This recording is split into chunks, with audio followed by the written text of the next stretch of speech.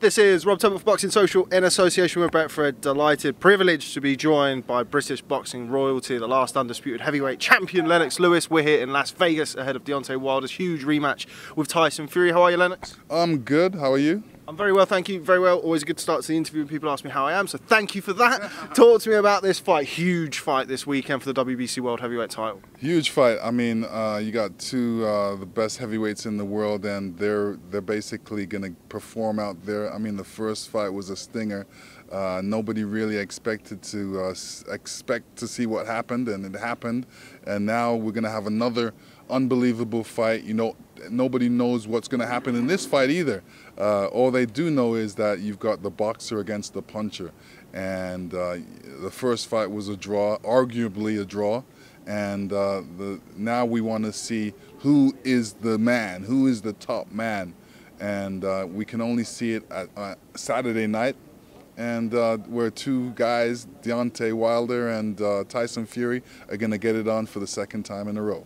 You mentioned the first fight being a kind of closely contested, very contentious draw in a lot of people's eyes, similar to your first fight with Evander Holyfield. How did it change your preparation going into the rematch off the back of a draw that many people thought he won the fight? Yeah, I mean, for me, you know, I thought I won the fight as well. And, you know, it's basically just the same type of training, preparing for a man that, you know, I beat the first time. But the problem is, you know, Evander Holyfield, he came in really prepared for me the second fight, realizing that, you know, the first fight he came in singing, and I didn't really appreciate that.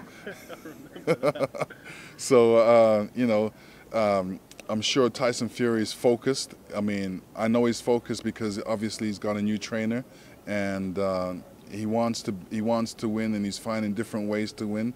And you know, getting a new trainer is the right thing to do. You know, it's better to go to the gym every day learning something than not learning something. So he made the right move there. But you know, you look at Deontay. Deontay's been making the right moves as well. His last two fights were knockouts, and he disposed of these guys, you know, handedly and easily. And he did what he was supposed to do. He's still focused on you know, being the best, and you know, it's going to be an interesting fight, and I can't wait to see it. You mentioned the change to Tyson Fury's training setup. He's gone to the Kronk Gym, somewhere that you know, a product of the Kronk Gym, one of the many great fighters and world champions to come out of the Kronk Gym. Good move for Tyson Fury for his style, and what can we expect to see? What kind of change do we expect to see coming into this fight? Yeah, I think it's a great move for Tyson Fury. You know, when you make those type of moves, it shows that you want to be the best. You want to improve upon your skill, and you're searching for knowledge. And the knowledge that he's going to get from the Kronk Gym is, you know, obviously, you know, Sugar's going to dial him in, just like Evander Holyfield. I mean, Manny dialed me in.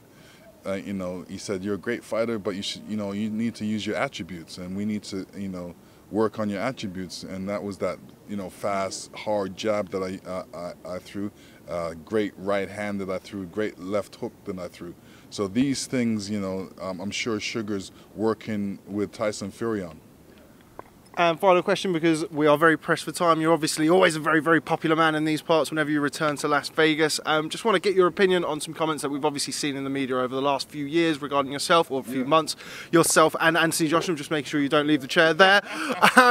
What's happened there? Because I remember, I mean, we've seen the photos of yourself and Anthony Joshua post-London 2012 when he's got his gold medal, obviously gold medalist yourself. But yet the relationship from the outside looking in seems to have soured. What's happened, Lennox? I don't really know. I don't really have a bad relationship with him. You know, he said a few comments the other day, and you know, I just look at him being under some stress.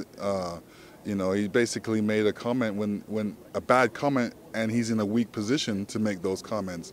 So I didn't feel that it was necessary for me to come back at him. And just very quickly, what did you make of his performance against Andy Ruiz? Obviously reclaimed the unified heavyweight title. Yeah, I mean, he did what he had to do. He basically boxed a guy that was overweight and didn't train for him, and you know, he did what he had to do. Okay, well, Lennox, it's always a real pleasure catching up with you. Real privilege to talk to you. Thanks very much for speaking to Boxing Social. Look forward to catching up with you soon. Thank you. Bless. Thank you very much, champ. Thank you.